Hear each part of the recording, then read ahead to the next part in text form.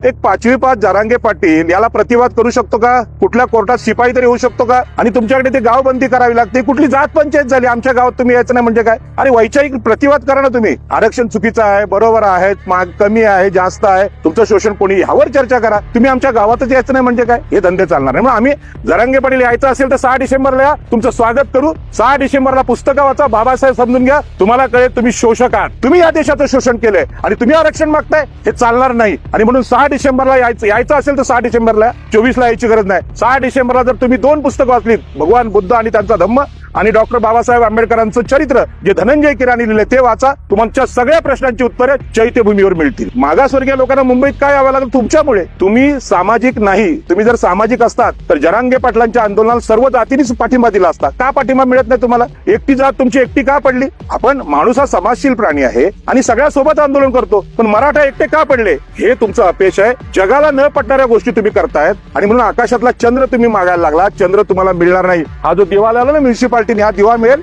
या दिव्याखाली बाबासाहेबांनी अभ्यास केला. चंद्राची अपेक्षा नाही केली, सूर्याची अपेक्षा नाही केली, रात्री लाईट भेटला, अभ्यास केला. एवढी तुमच्यात जर हिंमत असेल, भारताचं काय, जग मोकळं पडलंय, जगात जाऊन तुम्ही नाव कमवा. तुम्ही ओबीसीच्या विरोधात का आलात? मागासवर्गीयांच्या विरोधात का चाललात? त्यांचं शोषण काय करता? हा प्रश्न आहे. जातींचं शोषण केलं म्हणून आरक्षण हे जातीवरच असेल. जोपर्यंत समानता येत नाही, जोपर्यंत महाराष्ट्राचा मुख्यमंत्री ओबीसी, एससी एसटी होत नाही, स्त्री होत नाही, तोपर्यंत हे आरक्षण चालू राहणार. आणि म्हणून एकनाथ शिंदेने मुख्यमंत्रीपद सोडावं, फडणवीसांनी उपमुख्यमंत्रीपद सोडावं, अजित पवारांनी सोडावं आणि या महाराष्ट्राला दाखवून द्यावं आम्ही आदर्श आहोत राजर्षी शाहू महाराजांचे, आम्ही आदर्श घेतोय बाबासाहेब आंबेडकरांचे. हा हिंमत तुमच्यामध्ये. इथे जरांगेंचा संबंध काय येतो? तुमचं आरक्षण जिथे मराठा सरंजामी लोक आहेत, ज्यांनी तुमचं शोषण केलं आहे, ज्यांनी महाराष्ट्राला लुटलंय, तिथे तुम्ही आंदोलन करा. मुंबईमध्ये येण्याचा संबंध घेत नाही. आणि जरांगेंची भाषा आहे की मुंबई आम्ही घाण करू. अजिबात घाण करून देणार नाही. मुंबई अत्यंत स्वच्छ, सुसंस्कृत आणि चांगल्या लोकांची आहे. इथे असल्या काही धमक्या बिकड्या द्यायचा प्रयत्न करू नका. कारण मुंबई ही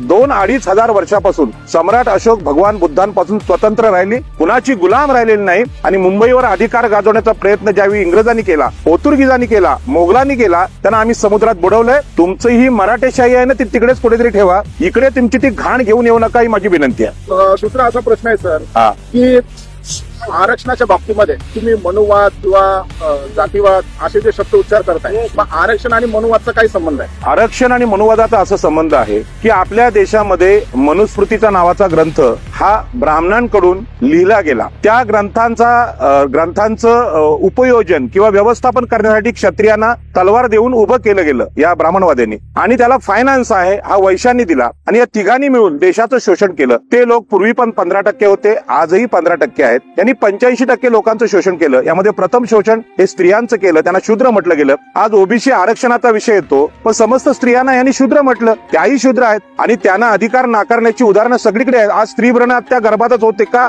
ते हुंडाबळी आहेत, हुंडा द्यावा लागतो म्हणून. पण मुंबईमध्ये हुंडा घेतला जात नाही. मुंबई ही मातृसत्ताक आहेत. भगवान बुद्धांची आई महामाया एकविरा हिचं तत्वज्ञान इथले लोक जगतात. भगवान बुद्धांची मावशी प्रजापिता हिने सांगितलं की धर्मामध्ये सुद्धा महिलांना समान वाटा आहे आणि म्हणून आगरी कोळ्यांची लग्न सुद्धा महिला लावतात. आणि पश्चिम महाराष्ट्रात गेलात किंवा मराठ्यांकडे गेलात तर लग्नामध्ये बाईला जाळलं जातं त्यासाठी, हुंड्यासाठी.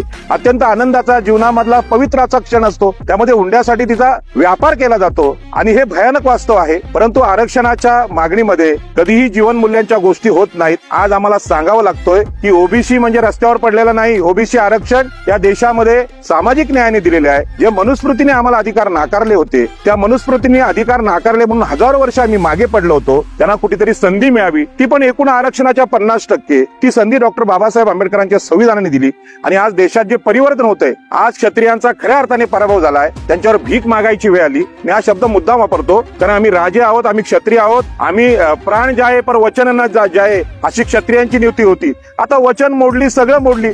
सगळं राज्य तुमचं आहे. 70 वर्षात मुख्यमंत्री तुमचे, गृहमंत्री तुमचे, महसूल मंत्री तुमचे, तरीही तुम्ही मागास का झालात? हा देश तुम्ही चालवलात. मागच्या काळात इंग्रजांचं राज्य होतं, आम्ही समजू शकत होतो, परकीयांचं राज्य होतं. आता राज्य तुमचं आहे आणि तरी तुम्ही मागास झालात. हा दोष तुमचा. हा दोष मागासवर्गीयांचा नाही, ओबीसीचा नाही, एससी एसटीचा नाही. म्हणून जरांगे पाटलांनी थोडा तरी अभ्यास करावा. आणि मराठा समाजात कोणी विद्वान असतील तर पहिल्यांदा त्या जरांगेला, तुमच्या नेत्याला समजवा, त्याचा गृहपाठ करा आणि मग मुंबईचा रस्ता धरा. इकडे अज्ञानी लोकांना थारा नाही. इथे अत्यंत बुद्धिमान मागासवर्गीय असले तरी मुंबईतला माणूस, मग तो इस्त्री करणारा भैया असेल किंवा अंडी विकणारा अंडेवाला असेल, अत्यंत बुद्धिमान आहेत. आणि गरीबातला गरीब माणूस हा मुंबईत खूप मोठा झालेला आपण पाहायला मिळतो. अमिताभ बच्चनचं उदाहरण घ्या, सलमान खानचं उदाहरण घ्या, माधुरी दीक्षितचं उदाहरण घ्या. कुठलीही जातपात नाही, परंतु ज्यांच्यात गुण आहेत, ज्यांच्याकडे कौशल्य आहे, तो इथे मोठा होतो. आणि म्हणून गुणांचा आदर करणारी मुंबई आहे. इथे कोणतीही घाण, मग ती विचारांची असेल किंवा शरीरातला मैला असेल, तसली कुठलीही घाण आम्ही इथे मुंबईकर स्वीकारणार नाही. आदर्श असं हे भाग आहे की जिथे स्त्रियांना अधिकार, रात्री 2-2, 3-3 वाजता महिला घरी जाऊ शकतात, असं वातावरण कुठेच नाही. आणि तुमच्याकडे ते गावबंदी करावी लागते. कुठली जात पंचायत झाली, आमच्या गावात तुम्ही यायचं नाही म्हणजे काय? अरे वैचारिक प्रतिवाद करा ना तुम्ही. आरक्षण चुकीचं आहे, बरोबर आहे, माग कमी आहे, जास्त आहे, तुमचं शोषण कोणी, यावर चर्चा करा. तुम्ही आमच्या गावातच यायचं नाही म्हणजे काय? हे धंदे चालणार नाही. मग आम्ही असं म्हणत नाही की तुम्ही मुंबईत येऊ नका. 6 डिसेंबरला संपूर्ण मागासवर्गीय भारत इथे येणार आहे. पण कशासाठी? पुस्तकं खरेदी करण्यासाठी, करोडोंची पुस्तकं खरेदी करण्यासाठी. जरांगे पाटील यायचं असेल तर 6 डिसेंबरला या, तुमचं स्वागत करू. 6 डिसेंबरला पुस्तकं वाचा, बाबासाहेब समजून घ्या, तुम्हाला कळेल तुम्ही शोषक आहात, तुम्ही या देशाचं शोषण केलंय आणि तुम्ही आरक्षण मागताय. हे चालणार नाही. आणि म्हणून 6 डिसेंबरला यायचं असेल तर 6 डिसेंबरला, 24ला यायची गरज नाही. 6 डिसेंबरला जर तुम्ही 2 पुस्तकं वाचलीत, भगवान बुद्ध आणि त्यांचा धम्म आणि डॉक्टर बाबासाहेब आंबेडकरांचं चरित्र जे धनंजय कीरानी लिहिले ते वाचा. तुमच्या सगळ्या प्रश्नांची उत्तरे चैत्यभूमीवर मिळतील. गेल्या 2-3 दिवसापूर्वी जर तुम्ही पाहिलं तर छगन भुजबळ हे ज्या रस्त्यावरून गेले त्या रस्त्यावरती मराठा समाजातील तरुणांनी गोमूत्र शिंपडलेला आहे. तुम्हाला वाटत नाही का ही वर्ण व्यवस्था किंवा मनुव्यवस्थेकडे ही वाटचाल करण्यात येते म्हणून? सरळ विषय आहे की समजा छगन भुजबळांनी चूक केलेली आहे, तुमचा छगन भुजबळावर राग आहे. भारतीय लोकशाहीनं सगळ्यात मोठं स्वातंत्र्य काय दिलंय? आज आपण रस्त्यावर बोलतोय, तुम्ही बोलताय, मी बोलतो, इथला नगरसेवक कोण, इथला महापौर कोण, इथला आयुक्त कोण, काही घेणे देत नाही. संविधानाने सांगितलंय सगळे नागरिक समान आहेत, रस्त्यावर येऊन बोलू शकतात. तुम्ही बातमी दाखवताय, मी बोलतोय, हे संविधानाचं आर्टिकल 19 आहे. अरे छगन भुजबळांचा प्रतिवाद करा. छगन भुजबळ फार सुंदर भाषण करतात, शेरोशायरी करतात, त्यांना उत्तर द्या. त्यासाठी शहाणपण असावं लागतं, बुद्धिमत्ता असावी लागते, अभ्यास असावा लागतं. हे गोमूत्र शिंपडणं कुठलाही माणूस, अरे बघा, गाय सुद्धा प्राणीच आहे, म्हैस सुद्धा प्राणीच आहे, कुत्रा सुद्धा प्राणी आहे. गायीचं मूत्र शिंपडणं काय, कुत्र्याचं काय, एकच आलं. पण माणूस एवढा हलका झाला का प्राण्यापेक्षा? आणि म्हणून माणसाला कमी लेखणाऱ्या ज्या ज्या गोष्टी मनुस्मृतीने सांगितल्यात त्या निषेधार्ह आहेत. आणि गोमूत्र शिंपडून कोणी पवित्र होत नाही. असं म्हणतात की मासा नेहमी गंगेच्या पाण्यात पोहतो म्हणून तो पवित्र होतो का? मासे तर समुद्रात असतात, ते रोज पोहतात. पवित्र कशाने माणूस होतो? पवित्रतेची व्याख्या काय? तुम्ही तुमच्या अंगामध्ये चांगले सद्गुण आणाल, लोकांना न्याय देण्याचं काम कराल, लोकांना मदत कराल, त्यावेळी तुम्ही पवित्र व्हाल. पवित्र गोमूत्र शिंपडणं किंवा तो पवित्र होतो किंवा कोणी अपवित्र होतं, ह्या कालबाह्य गोष्टी आहेत. आणि म्हणून जे कोणी आज हे गोमूत्र शिंपडण्याच्या गोष्टी करतात हे अजूनही मनुस्मृतीच्या काळात आहेत आणि मनुस्मृती बाबासाहेबांनी जाळलेली आहे. त्यामुळे अशा गोष्टी घडणं हे महाराष्ट्राचं राजकारण हे पुरोगामी नाही, असंस्कृत राजकारण आहे, असंस्कृत समाजकारण आहे. याचा मी निषेध करतो. आरक्षण हे जे जातीवरती दिलेलं आहे, काही लोक बोलतात की आरक्षण हे जातीवरती अवलंबून आहे म्हणून ते आरक्षणच रद्द करावं. आरक्षण आणि विषमतेचा काय संबंध आहे? आपल्याकडे जातीवर आधारित विषमता निर्माण केली गेली. शूद्रांच्या साधारणपणे महाराष्ट्रामध्ये 350 ते 450 जाती आहेत. एससींच्या 40-50 जाती आहेत. एसटींच्या तेवढ्याच जाती आहेत. हे सगळे लोक सामाजिक दृष्ट्या शोषित लोक आहेत. यांचं शोषण धर्माने केलं, मनुस्मृतीने केलं. आणि म्हणून यांचं शोषण ज्या धर्माने केलं त्या धर्मामुळे या देशामध्ये विषमता आली. या विषमतेचं रूपांतर समानतेमध्ये व्हावं म्हणजे जे पुढारलेले लोक आहेत, ब्राह्मण, मराठे, वैश्य, ब्राह्मण, क्षत्रिय, वैश्य, यांच्या बरोबरीने इथला मागासवर्गीय आदिवासी असेल, मातंग असेल, चर्मकार असेल, धोबी असेल, परैट असेल, आगरी असेल, कोळी असेल, यांनी समानतेने यावं यासाठी आरक्षणाची रचना केली गेली. मग ज्या जातींचं तुम्ही शोषण केलंय ते शोषण आज तुम्ही मान्य करत नाहीत. मराठा आरक्षणाच्या चर्चेत मराठ्यांनी इतर जातींचं शोषण केलंय ही गोष्ट समोर येत नाही आणि त्यामुळे आरक्षण लोकांना सवलत वाटायला लागली. जसं बसमध्ये आरक्षण असतं महिलांचं, वृद्धांचं, अपंगांचं, तसं वाटायला लागलं. तसं नाही. हे जन्मावर आधारित या जाती, ज्या जातीत तुम्ही जन्माला आलात, हलक्या जातीच्या, त्याच जातीत तुम्ही मरायचं. त्याचा मार्ग कोणी सांगायला तयार नाही. मध्ये एकदा मोहन भागवत यांनी म्हटलं की आम्ही या देशाचं 5000 वर्ष शोषण केलं, पण ब्राह्मणांनी एकट्याने शोषण केलं नाही. तलवारी क्षत्रियांची होती, सत्ताही क्षत्रियांची आहे.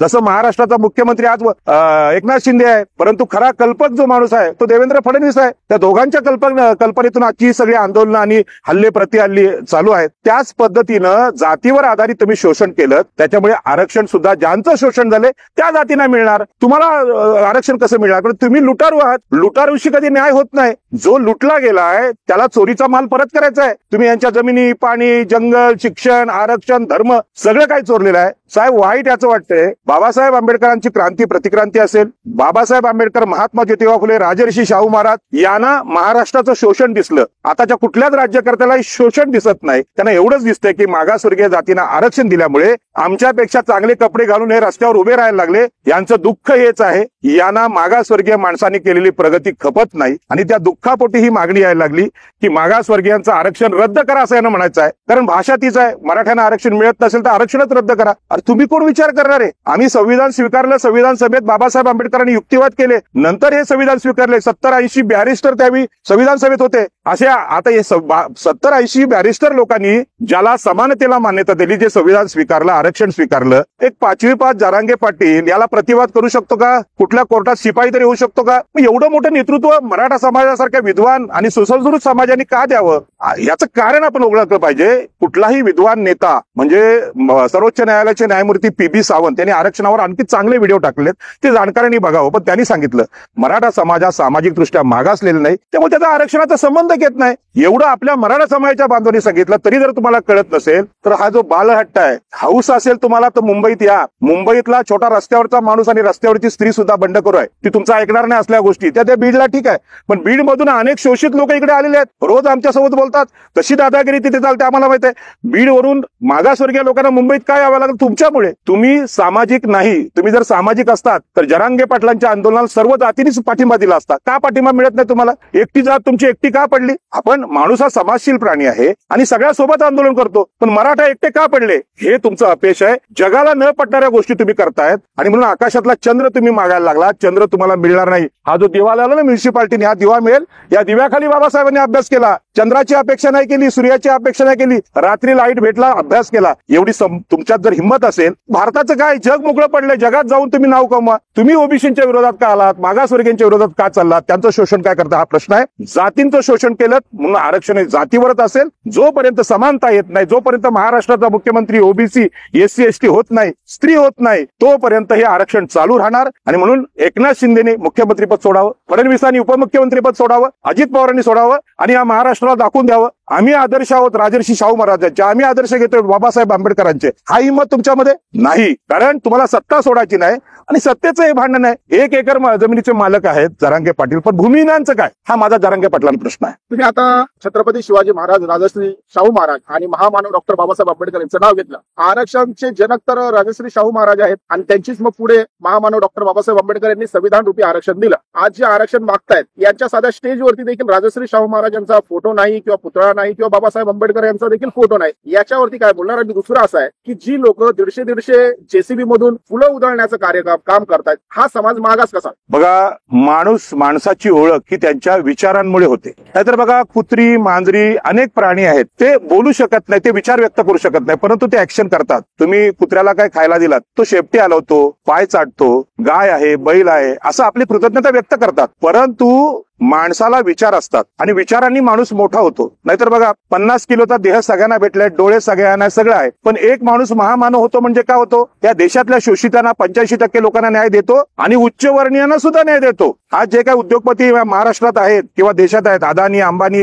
रिलायन्स, टाटा, यांना सुद्धा संविधानाने सुरक्षा मिळाली म्हणून ते उद्योगपती आहेत. आणि म्हणून बाबासाहेब आंबेडकर, राजर्षी शाहू महाराज, छत्रपती शिवाजी महाराज ही या देशाची खरी ओळख आहे. त्यांचा फोटो हे लावत नाही म्हणजे कोण आहे? ते मनुस्मृतीवादी आहेत, ते मनुस्मृतीवाले आहेत. मग तुम्ही तुमची जी मनुस्मृती आहे, जी बाबासाहेबांनी जाळलेली आहे, हे जाळलेले आहे सिद्ध के तुम्हाला त्याच्या विरोधात तुम्ही असाल मनुस्मृतीच्या, तर आज तुम्ही बाबासाहेबांचा फोटो लावला पाहिजे. परंतु बाबासाहेबांचा समतेचा विचार यांना पचत नाही. छत्रपती शिवाजी महाराजांचा रयतेचा विचार या मराठा समाजातल्या पाटील, कुलकर्णी या मराठा ब्राह्मणांच्या विरोधात आहे. त्यांच्या गड्या उद्ध्वस्त करा हे सांगतात छत्रपती शिवाजी महाराज, आणि रयतेला राज्य द्यायची भाषा करतात. तेच राजर्षी शाहू महाराज करतात की ज्यांना संधी नाही मिळाली त्यांनी पुढे या. आज राजर्षी शाहू महाराज गेल्यानंतर 70 वर्षात मराठे पुन्हा क्षत्रिय झालेत. शाहू महाराजांचं त्याचं नातं राहिलेलं नाही, बाबासाहेब आंबेडकरांचं त्यांचं नातं राहिलं नाही. रयतेचे राजे छत्रपती शिवाजी महाराजांचं यांनी नातं तोडलेलं आहे आणि पुन्हा हे नरकात गेलेले आहे कुठल्या मनुस्मृतीच्या. आणि ब्राह्मणांची नीती आहे क्षत्रियांची नीती आहे तेच घेऊन ते वागतात आणि म्हणून त्यांच्याकडे कुठलाही विचार नाही. जी भाषणं मी मुंबईबद्दल जरांगे पाटलांची ऐकतोय किती घाणेरडी भाषणं आहेत. आज मुंबईत असा विचार कुठलाही माणूस करत नाही, आदिवासी सुद्धा करत नाही आणि मुंबईची स्वच्छ करण्याची भूमिका ही मागासवर्गीयांनी केली. तुम्हाला फक्त घाणच करता येते का? दुसरं काय करता येत नाही का? या ना इकडे, मोठं अधिवेशन लावा, पुस्तकांचे महामेळावे लावा. 6 डिसेंबरला बघा आमचा मागासवर्गीय बांधव, गरीब बांधव कसा काय करतोय ते. पुस्तकं खरेदी करा, तुमच्या घरात पुस्तकं जाऊ दे, ज्ञानाची उपासना करा, परंतु हे इथे होताना दिसत नाही. आणि म्हणून वैचारिक जे महापुरुष आहेत त्यांची नावं किंवा त्यांचे फोटो इथे दिसत नाहीत. याचं कारण आहे की या समाजाला खरं म्हणजे कुठलाही विचार राहिलेला नाही. मला वाईट वाटतं की आमच्या कुठल्याही मागासवर्गीय समाजातून एखादी अज्ञानाची गोष्ट आली त्याचा आम्ही निषेध करतो, चुकीची असेल गोष्ट त्याचा आम्ही निषेध करतो, पण अशा प्रकारची निषेधाची घोषणा अजूनही मराठा समाजातून का येत नाही? मुंबईत काय बुद्धू लोक नाहीत, मूर्ख लोक नाहीत, मुंबईत अत्यंत शहाणे लोक आहेत. मुंबईमध्ये मुंबई विद्यापीठात आहे, जगातले सगळे लोक आलेत. जग काय म्हणत असेल हे सगळं बघून मग त्यांनी जे शब्द वापरले जरांगे पाटलांनी, मुंबईत येऊन आम्ही घाण करू, तुम्ही ते घाण स्वच्छ कशी करणार? अरे काहीतरी वाटलं पाहिजे. तुम्हाला जर चांगलं जीवन बघायचं असेल, स्त्रियांना अधिकार देण्याचं, मागासवर्गीयांचं, ते मुंबईत आहे. मुंबई ही मातृसत्ताक आहे. पुन्हा पुन्हा सांगतो, मातृसत्ताक म्हणजे काय तर लग्नात हुंडा न घेणं, आर्थिक अधिकार, धार्मिक अधिकार महिलांना देणं, स्त्री जन्माचं स्वागत करणं, ही मुंबई आहे, ती महामाया आहे, ती प्रजापिता आहे. हे तुम्हाला कधी कळणार? आणि म्हणून पहिल्यांदा आपला हुंडा बंद करावा जरांगे पाटलांनी. मराठा समाजाचं नेतृत्व करत असाल तर चांगल्या सद्गुणांचं आचरण करा, लोकांना दारू सोडायला लावा, लोकांना हुंडा बंद करायला सांगा, महिलांना आपले अधिकार द्या. एका तरी महिलाला मुख्यमंत्री करून दाखवा. जरांगे पाटलांनी आंदोलन चालवावं महिलांसाठी, मराठा महिलांसाठी, की शरद पवारांनी आपल्या मुलीला मुख्यमंत्री करून दाखवावं, अजितदादांनी करून दाखवावं, अशोक चव्हाणांनी करावं, देवेंद्र फडणवीसांनी, ब्राह्मणांनी आपली त्यांची छोटी लाडकी मुलगी तिला मुख्यमंत्री करावं, तिला पुढे करावं. पण हे ब्राह्मण मराठे स्त्रियांना जसं अधिकार देत नाही, स्त्रियांना जसं शूद्र समजतात, त्याच पद्धतीने ओबीसी, एससी, एसटी यांच्याशी वागतात. ही मनुस्मृती आहे. ज्यांनी हे भांडण लावले, सुरू केले, केंद्रामध्ये भाजपचं सरकार आहे, महाराष्ट्रात भाजपचं सरकार आहे. मनुस्मृतीद्वारे तुम्ही जातींचं शोषण केलं, आता त्या आरक्षणाने पुढे यायला लागले म्हणून तुम्ही जरांगे पाटलाला पुढे केलंय. पण या पापाचे वाटेकरी ब्राह्मण, मराठे आणि वैश्यच आहेत. हे जे आंदोलन ओबीसीमध्ये आणि मराठ्यांमध्ये तुम्ही बोलता ना भांडण लावलेत, हे ओबीसीमध्ये नाही, ओबीसी, एससी, एसटी आणि स्त्रिया विरुद्ध 15% उच्चवर्णीय असं भांडण आहे. हे भांडण ज्या मनुस्मृतीने लावलं तिकडेच ते जाणार आहे आणि देशामध्ये पुन्हा एकदा ब्राह्मण, क्षत्रिय, वैश्य यांचा पराभव होणार आहे. मागासवर्गीय बांधव डॉक्टर बाबासाहेब आंबेडकरांचा, छत्रपती शिवाजी महाराजांचा, राजर्षी शाहू महाराजांचा, स्वातंत्र्याचा, मानवी हक्कांचा विचार घेऊन जगाला क्रांती करून दाखवणार आहे. होय, मागासवर्गीय भारत स्वतंत्र होतोय. आम्ही एकदा इंग्रजांना हाकलून दिलं, मोगलांना दिलं, पोर्तुगीजांना दिलं, आता या उच्चवर्णीयांना सुद्धा सत्तेच्या पाठावरून बाहेर काढू आणि मागासवर्गीय, शूद्र, अतिशूद्र, आदिवासी या महाराष्ट्राचा मुख्यमंत्री बनेल, एक स्त्री गृहमंत्री बनेल, एक स्त्री उपमुख्यमंत्री बनेल. आणि ह्यांना तेव्हा कळेल की सत्ता तुमची आहे, म्हणून जरांगेंची दादागिरी आहे, म्हणून तुम्हाला रात्री बेदरात्री सभा घेतात, म्हणून तुम्हाला सुरक्षित आहे. अरे बंदुकांची कारतूस सापडली, या आंदोलनावर तात्काळ बंदी केली, आजच्या आज अटक झाली पाहिजे. तुम्ही इतरांची 85% लोकांची लायकी काढली, परवा लायक नसलेल्या लोकांच्या हाताखाली काम करायला लाज वाटते. तुमची लायकी सिद्ध करायला द्या ना, युपीएससी, एमपीएससी, ज्यांना आयएसची परीक्षा, एखाद्या आयएस अधिकाऱ्याला करा ना नेता मराठा समाजाचा. त्या गावंढळ्या माणसांना काय तुम्ही ठेवलंय? हा मुंबईकरांचा प्रश्न आहे. जाता जाता असा प्रश्न आहे की मायक्रो ओबीसी मधील काही छोट्या छोट्या जाती आहेत, म्हणजे लोहार असेल, कुंभार असेल, वडार असेल, छोट्या छोट्या मायक्रो ओबीसी मधल्या ज्या जाती आहेत, यांनी आतापर्यंत प्रतिनिधित्व केलेलं नाहीये. त्यांच्यासाठी तुम्ही काय संदेश देणार आहात? आम्ही आता 17 तारखेला मुंबईमध्ये, ठाण्यामध्ये फार मोठ्या ओबीसींचा एक सभा घेतोय. या सभेमध्ये आदरणीय छगन भुजबळ, मी त्यांना आदरणीय यासाठी म्हणतो की सामाजिक न्यायाचा त्यांनी विषय आता घेतलेला आहे. बघा, माणसाच्या जीवनामध्ये परिवर्तन होत असतं. वाल्या कोळ्याचा एक चांगला मोठा माणूस होऊ शकतो. आणि भगवान बुद्धांनी पण सांगितलं जग हे परिवर्तनशील आहे, जग बदलू शकतं. आणि म्हणून छगन भुजबळांनी जी भूमिका घेतली ते त्यांनी परवा मला सांगितलं की पाटील साहेब, या सभेमध्ये, भिवंडीच्या सभेत मायक्रो ओबीसीला स्टेजवर घ्या. जे 2-3 नेते चमकतात त्यांना छोट्या छोट्या जातींना पुढे घ्या आणि छोट्या छोट्या जातींना पुढे आणण्याची भूमिका आदरणीय बाळासाहेब आंबेडकरांची पण आहे. डॉक्टर बाबासाहेब आंबेडकरांनी त्या छोट्या छोट्या जातींना सुद्धा संरक्षण दिले. जसं एखादी सायकल रस्त्यावरून चालते आणि डंपर पण चालतो, सायकलला डंपरने ठोकू नये एवढे कायदे बाबासाहेब आंबेडकरांनी आरटीओचे पण केलेले आहेत. बाबासाहेब आंबेडकरांचं हे वैशिष्ट्य आहे की छोट्या जातींना सुरक्षा, अल्पसंख्याकांना सुरक्षा, मग ते जैन असतील, ते बौद्ध असतील, ते ख्रिश्चन असतील, या जातींना सुरक्षा मुस्लिमांना दिलेली आहे. याच पद्धतीनं सगळ्या धर्मातल्या मागासवर्गीयांना, छोट्या जातींना स्टेजवर आणण्याचा प्रयत्न त्या दिवशी होणार आहे. त्यांना छोटं काय होईना 1 मिनिटाचं का भाषण होईना ते करायला आम्ही देणार आहोत. आणि म्हणून महाराष्ट्रातल्या छोट्या जातीने जिथे लांब असाल तिथे यावं. CWC चॅनलचे आमचे संपादक आहेत त्यांच्याकडून नंबर घ्यावा. त्यांना तिथे सन्मानाने बसवण्याची जबाबदारी माझी असेल. आणि त्याला कोणी जर ओबीसीने विरोध केला त्याला खाली खेचण्याची ताकद इथल्या आग्र्यांमध्ये आहे. आणि आम्ही नेहमीच दिबा पाटलांच्या नेतृत्वाखाली इथे सगळ्यांना नेतृत्व द्यायचा प्रयत्न केला, न्याय द्यायचा प्रयत्न केला. 12.5% लढाईमध्ये दिबा पाटलांनी सांगितलं की आमची जमिनीचे मालक झालो होतो बाबासाहेब आंबेडकरांच्या कुळ कायद्याने, आज त्या जमिनी चालल्या म्हणून त्यांना 12.5% भेटले पाहिजेत. पण 12 बलुतेदार आहेत या मुंबईत आलेले कामानिमित्तानं, त्यांना सुद्धा 40चा भूखंड भेटला पाहिजे. दिबा पाटलांची भूमिका होती. नवी मुंबई विमानतळामध्ये वडार, मातंग, बौद्ध यांची घरं वाचली पाहिजेत, धनगरांची घरं वाचली पाहिजेत, ही भूमिका घेऊन मी काम केलं. आणि 2000 वर्षापूर्वीची बौद्ध लेणी जी समता शिकवणारी भगवान बुद्धांची विचारसरणीची लेणी आहेत, हे वाचवण्यासाठी आम्ही काम केलेलं आहे. आणि ही साक्ष देऊन सांगतो की महाराष्ट्रातल्या छोट्या छोट्या जातींच्या नेत्यांनी माझ्या घरी वस्तीला यावं. त्यांची सोय समुद्रकिनारी आम्ही केलेली आहे. मासे आणि भाकरी खाऊ घालायचं मी वचन देतो. आणि या सगळ्या छोट्या छोट्या जातींनी ह्या 17 तारखेला यावं. आणि जरांगे पाटलांना आपण दाखवून देऊ की तुमचे बीडमधले मार खाल्लेले ओबीसी, तुम्ही त्यांचं शोषण केलंय, त्या सगळ्या जाती मुंबईत येऊन कशा गुन्ह्या गोविंदाने नांदतात हे पाहायला तुम्ही या. मुंबईत घाण करायला येऊ नका. आणि माणसाला घाण कशी करावी, अहो मांजर सुद्धा घाण करते ना, लगेच माती ओढते त्याच्यावर, उघडं नाही ठेवत. त्या मांजराची तरी अक्कल ठेवा आणि अशा गोष्टी करा की स्वच्छ मुंबई खराब करू नका. आणि तुम्हाला आरक्षण पाहिजे असेल तर अजून 1000 वर्ष मागासवर्गीयांना न्याय जोपर्यंत भेटत नाही, समता प्रस्थापित होत नाही, तोपर्यंत तुम्हाला आरक्षण भेटण्याचा विषय सोडून द्या. आणि असल्या चुकीच्या मागण्या करू नका. त्या कधीच मागण्या होणार आहेत, त्या अनैसर्गिक मागण्या आहेत, नैसर्गिक नाहीत. आणि म्हणून माझी विनंती आहे संपूर्ण महाराष्ट्राला, छोट्या जातींच्या प्रमुखांनी मला संपर्क साधावा आणि त्यांना नेतृत्व देण्याचं काम, त्यांना आरक्षण देण्याचं काम यापुढे ओबीसी समाज करेल. खूप खूप धन्यवाद.